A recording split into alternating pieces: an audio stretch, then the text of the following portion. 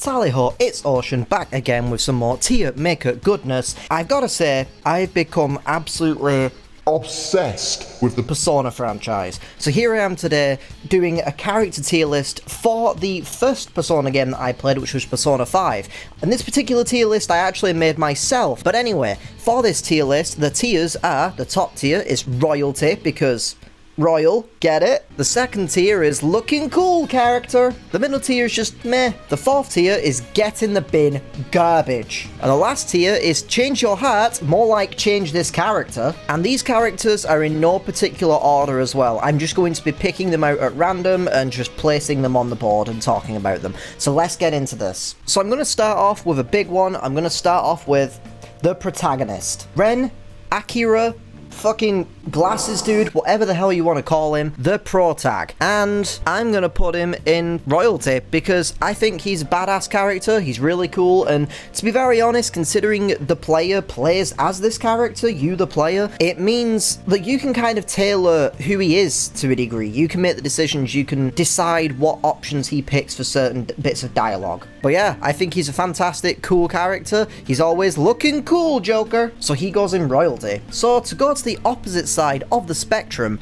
I'm gonna go for a villain. And I'm gonna go for the first villain, Kamoshida. And considering he's a villain, he's a piece of shit, he's meant to be hateable, you're not meant to like him, change your heart, more like change this character. I also realise now that this particular fucking tier is just a little bit too wide, and it drives my OCD insane! I'm going to pick a confidant now, and I am going to go with the kid. I forget his name, the Get Smoked Hat Kid. And to be honest, I didn't really think much of him. I thought he was kind of a little brat, to be honest, and he was kind of annoying at times. He wasn't too bad, so I'll put him in meh. He does have a sweet hat though, so the sweet hat gives him some extra points. Also, with the jacket and hat combo, he kind of reminds me of Ash Ketchum. Now, I'm going to fire off a couple of quick ones here, because these are side characters who don't really have like the biggest role to play in the actual story or anything. They're just kind of there. So the first one is Kasumi's gym instructor. I actually don't know the names of some of these characters. I can't remember them. That's how side character they are to me. But it's this lady, and I'm just gonna put her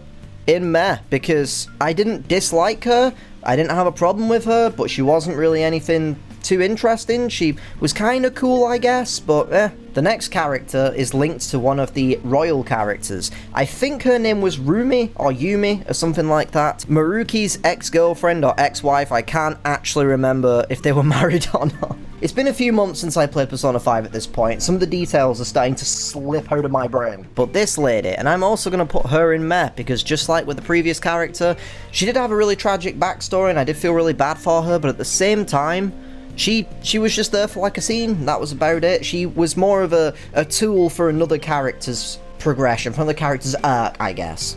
So she's gonna go in meh. And then to add on top of that as well, I'm also going to be putting Kasumi's dad in meh, because once again, we only met him. You know what, actually no, screw it. Kasumi's dad was pretty awesome. He was a cool dude. I'll put him in looking cool, because he was nice. I liked him. Maruki's friend, can't remember his name. He seemed nice. He was just there to play the role of just someone to give you a little bit of backstory about Maruki, I guess. Then we're going to have Haru's arranged marriage partner. I forget his name, so I'm just going to call him That Dickhead. And That Dickhead is going in royalty because he's an absolute royal piece of shit. Get in the change your heart, more like change this character tier. Fuck you. And now we're going to move on to a classic character. To a character that was in Persona 3, 4, and 5. And is also going to be included in those tier lists as well.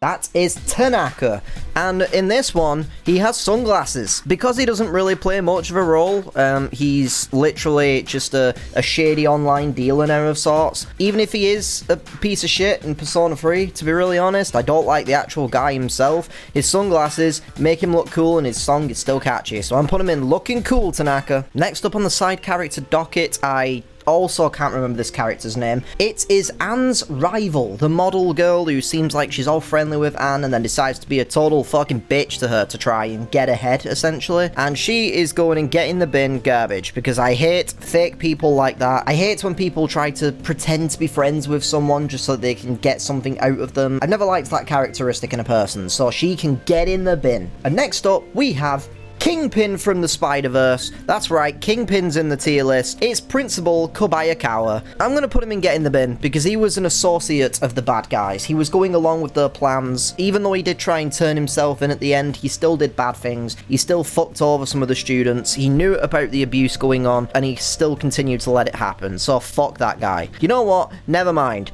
Change your heart, more like change this character. Screw you. Taro. Taro.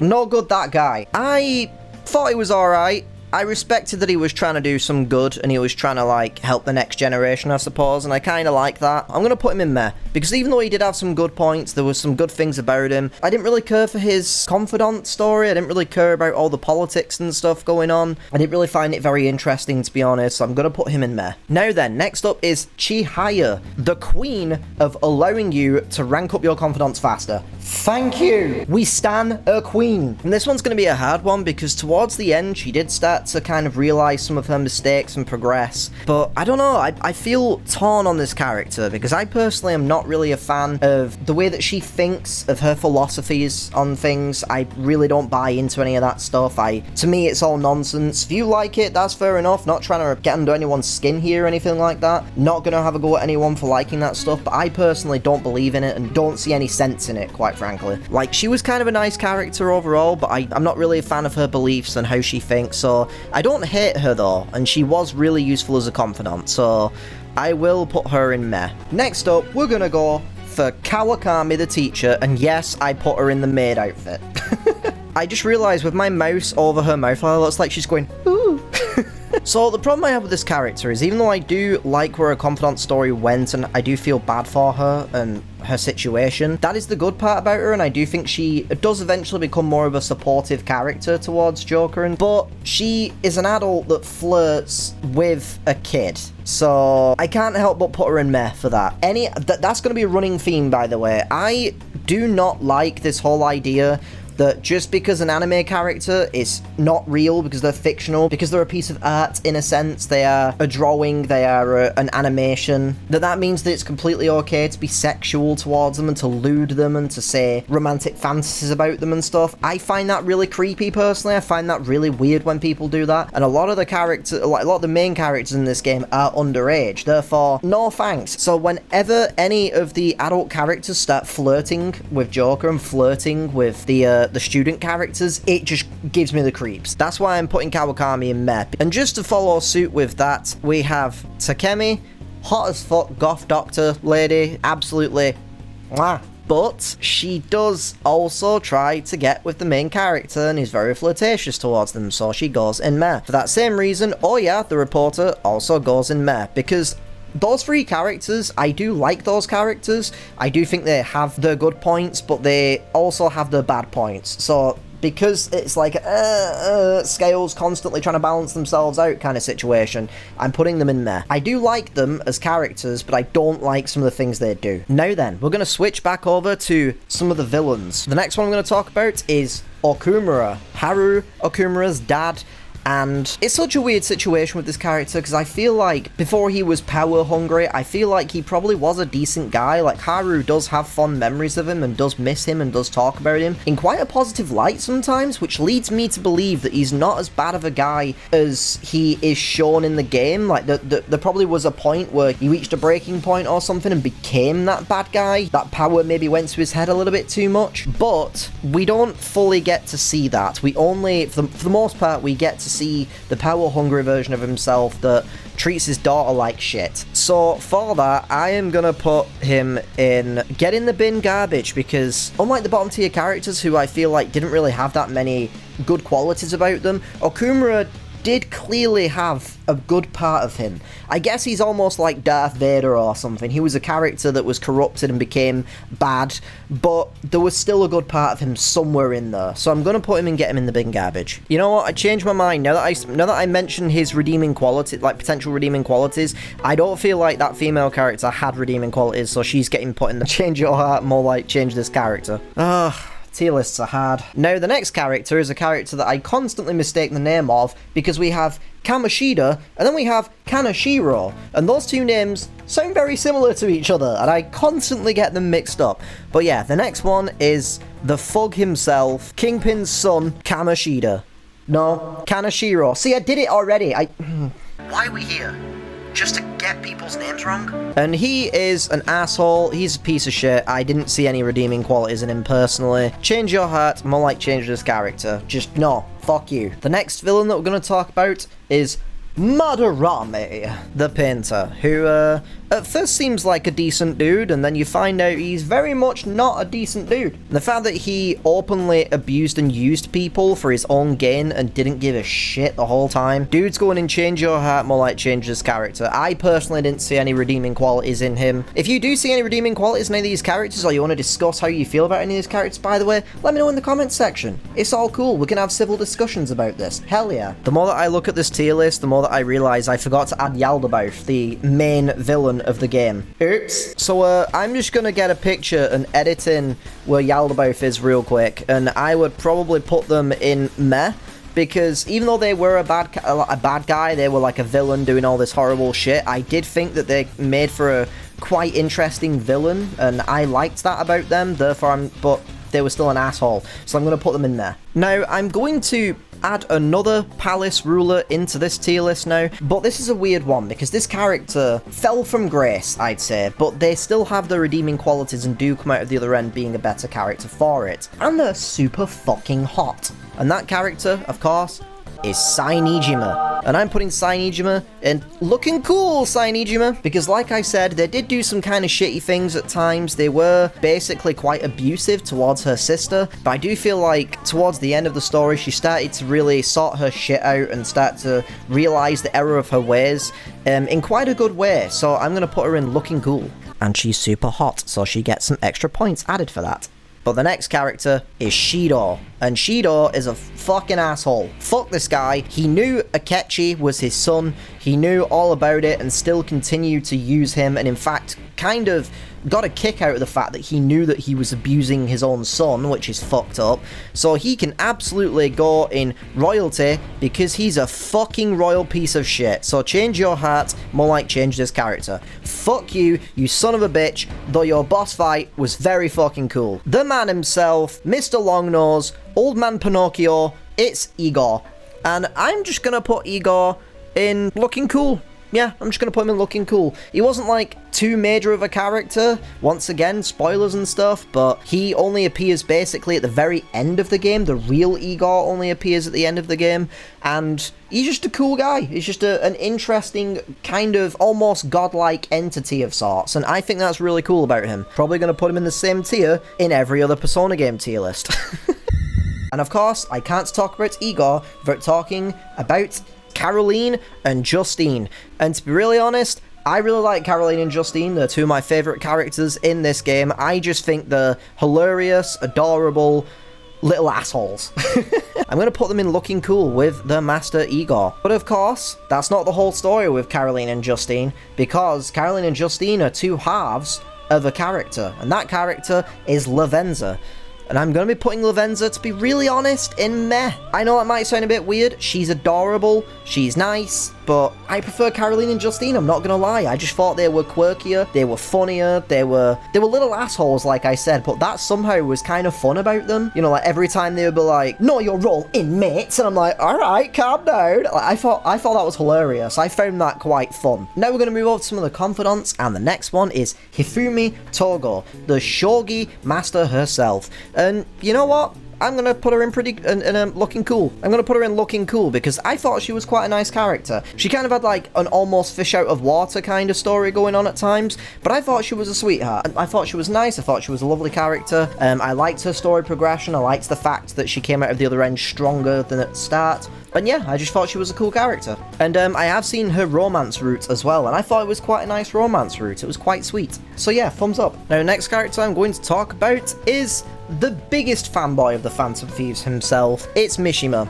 It's weird talking about Mishima because he does have his good qualities, but once again, he does have some kind of bad qualities. He can be a bit of a dick sometimes. He does lose sight of himself at some point, and he does come out of the other end stronger than he did at the start. But I don't know, I still find him kind of a weird character to think about and weird character to deal with, so I'm just going to put him in meh. I don't exactly know if this particular character is how they are portrayed in the story, but the next character is Wakaba Ishiki, Futaba's mother. We do see a villain version of her, but that's Futaba's villain version of her, so that's not the real her. And we do get to see her in the royal chapter of the game. I don't exactly know, because the royal chapter of the game is this new reality where everything is perfect and wonderful. You can't exactly get a grip on who she was as a character. Same with Okumura. I just remembered that Okumura is in that chapter as well, and he's a different kind of character again. But that's not the real them, if you know what I mean. It's like a perfect version of that character, not so much who they actually were. So it's really hard to rank her. Futaba does have fond memories of her, and so does Sojiro, so I can't help but think that she probably was a nice character, but based on what we get in the story and what we actually see of her, it's hard to say who she really was. So I'm going to put her in meh. The Persona 5 dad himself, Sojiro. Now, it's really weird because this guy was a total fucking asshole at the start of the game, but he really started to see the error of his ways. He really started to realize that labels are just a thing, and that doesn't exactly mean that that label is who that person is. But Sojiro eventually became this really cool, super tight guy that was always there for the main character, always helped out, was always willing to help out with like parties, little events or whatever, and he was a total bro. I'm gonna put him in royalty because I really loved him by the end of the game. He was like my own dad, and that was good shit. It was good shit.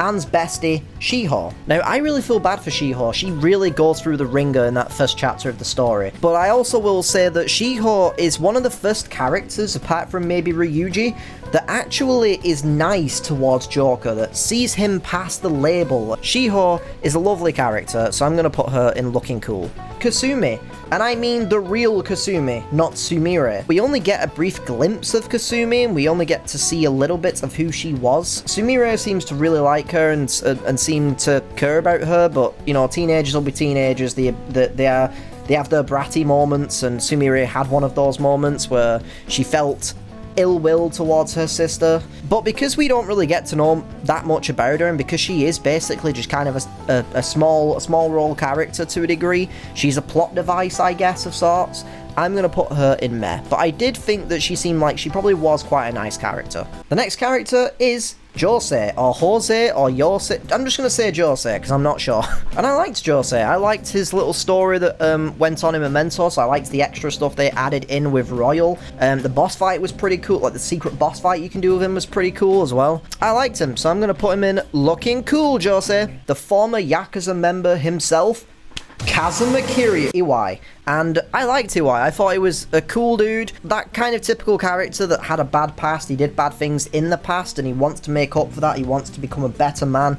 And I respect that about him, so I'm going to put him in looking cool, Iwai. Morgana. When I played Persona 5 Royal for the first time, I really did not like Morgana. Morgana was so fucking annoying. He causes unnecessary drama just for the sake of it. He constantly can't seem to make his mind up of whether he's a cat or not, which I know is meant to be a joke, but eventually it does just get annoying. It's like, alright, make your fucking mind up already. And there's the whole arc that introduces Haru as well, where he gets really jealous and angry with everyone, and I really didn't like that arc. I just wanted that arc to hurry up already and just get on with the palace, because I I didn't like Morgana's story in this game. I thought Morgana was so fucking annoying. But then I played Persona 4 and I was introduced to Teddy.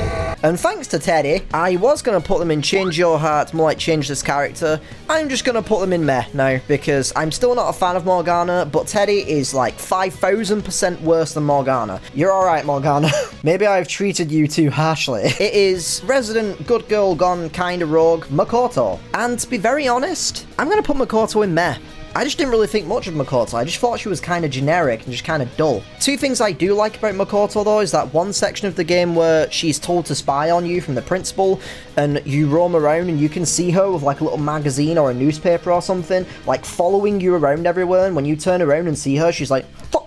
That was funny. I thought that was a nice touch. They didn't have to do that. And then there's the fact that when you go and watch action movies with her, she's so into it. She's like, yeah, go on, yeah. She's like really excited and hyped for it. But at the same time, I didn't really think much of her confidant story. And I just, for me personally, she's one of the least interesting party members in Persona 5 for me personally. I just didn't really think much of her. I don't have a problem with her, but I don't really think too much of her either. So I'm putting her in Meh.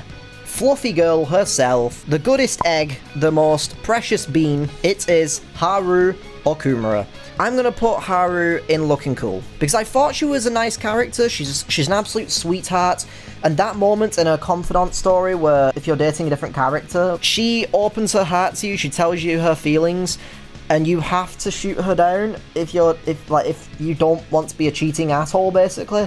And oh, it broke me a little bit. I felt so fucking bad. I felt so guilty, because every time she mentions like you with another girl, you can see her being like, yeah, it's super cool that you're with another girl. Oh, I felt so bad. But I think she's a lovely character, and I always really love when she does. My name is Beauty Thief. Next up is the new girl on the block. It is Sumire. I liked her story in this game. I thought it was really cool, the whole thing with her and Kasumi. I thought that was super interesting. I did feel really bad for her as well. I ended up getting Joker and Sumire together, mostly because she was the new girl on the block. She was the new character. Although technically, in my first playthrough, I accidentally ended up in a relationship with Anne at one point. That was awkward. But to be really honest, I'll straight up say that there wasn't really any of the female characters in this game that I wanted to get with the main character. Like, there wasn't really any of them that really stood out to me overall. It was super weird compared to Persona 3 and 4, where I did have clear-cut choices. But overall, I thought she was a nice character, she was cool, she was super cute with Joker. I'm gonna also put her in looking cool, Sumire. Now the next character, oh my god, this one. Banger of a character. My personal favourite female character in this game. Maybe one of my favourite female characters in any of the Persona games. She's hilarious. She's a total fucking goofball and dork, and I love that. She is the resident little sister of Persona 5, Futaba. She has such a tragic backstory, and she comes back from that so strongly. I adore Futaba. I think she's goddamn amazing. She is royalty tier. Look at them. I just realized Joker, Sojiro, and Futaba, the family. Hell yeah. I adored Futaba, but to be really honest, I did find the whole idea of like the romance with her to be really weird, because I've always seen her as this little sister character. She's like the Nanako from Persona 4 of Persona 5. So having a romance with her, it's like incest to me. It's really fucking weird. But I thought she was hilarious, and I wanted nothing more than to look after her, to take care of her as if she was my own family. And for that, she's going in royalty tier. Now, to match up in a similar degree to Futaba, the next character I'm going to be talking about is the artiste himself. Lobster fan, it is Yusuke, and I thought Yusuke was hilarious.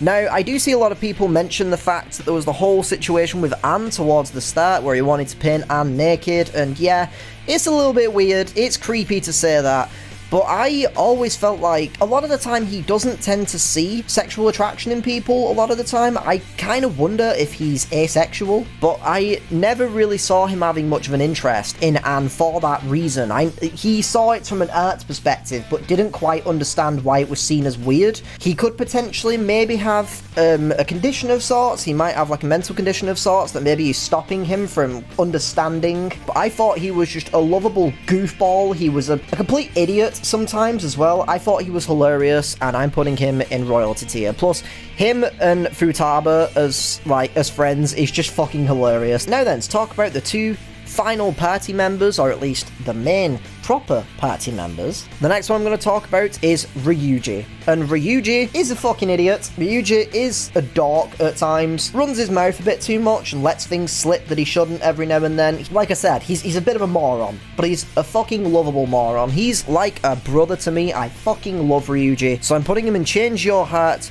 change this character. Actually, no, never mind. Do not change this character because he's great. He's in royalty. And Takamaki. I actually really like Anne's character. Like, I feel like the idea for Anne's character is, especially because this game focuses a lot on the perception of how people are perceived based on labels. When you first see Anne, she's like, you know, the blonde character. You find out she's a model. There's the rumors going around that she's sleeping with Kamoshida, the PE teacher.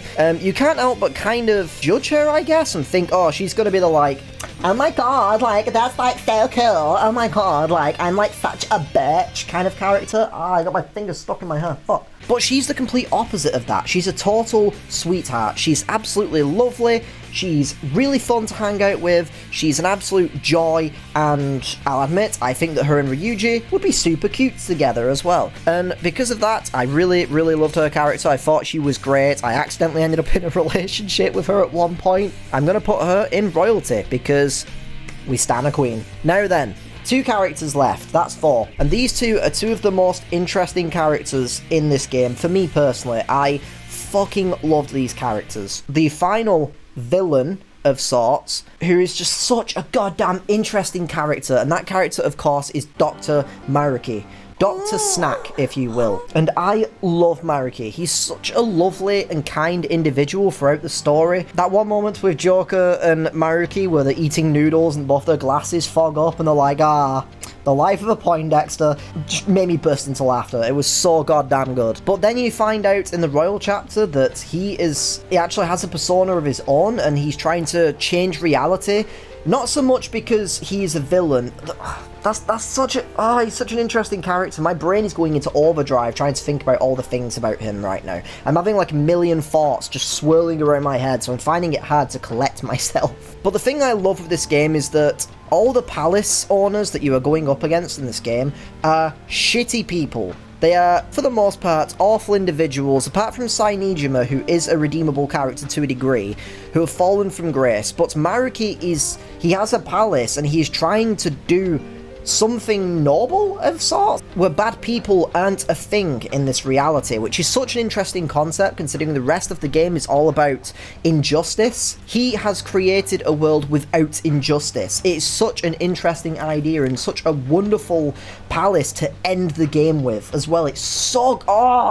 I love this game. He's that kind of villain who is a character you can actually understand. He's a kind of character that you don't disagree with, and you may even agree with what he's doing. When it comes to this character, when it comes to the final decision as well of whether or not you put a stop to his plans, whether or not you go along with it and let him continue to create this, like to finalize this new reality of sorts, this perfect reality, it's like a rock and a hard place. It's so difficult to decide what to do. It really tore me up. I actually had to take a break from this, especially because of what's happened with our last character, Akechi. I'm putting him in royalty. We stan a king. Also, shout out to Billy Kametz, the English voice actor for Maruki, who unfortunately did pass away. Oh, did such a good job. Such great work. But of course, the last character, I had to end with an absolute banger. This is my personal favourite character in any of the Persona games because I just think he's such an interesting individual. He's such an asshole, but he's so intriguing, but you can understand why he's an asshole. He's such a complex but wonderful character. I love this character so goddamn much, and that character, of course, is Goro Majima. Wrong one. I mean Goro Akechi. And immediately, Akechi, straight in royalty. And just because of his story with Joker, I'm going to put him ahead of Joker because these two need to be together. These two need to be in the vicinity of each other. They are rivals after all. In the original Persona 5, he was kind of a wasted potential character. In Royal, I really feel like they realised the potential of this character to turn him into my personal favourite character of the whole franchise. He's so fucking fantastic. He's such a well-written, well-made character, and just... I can't think about it too much. I'll start crying. I genuinely fucking will. I love that story and that character so goddamn much. But anyways, I don't want this video to get on too long. Let me know what you think about your thoughts on these characters are in the comment section down below. Feel free to tell me your results. Feel free to let me know what you did. Like I said before, I will also be making character tier lists for Persona 4 and 3. But anyways, thank you for watching, and hopefully I'll see you in the next video. Toodaloo!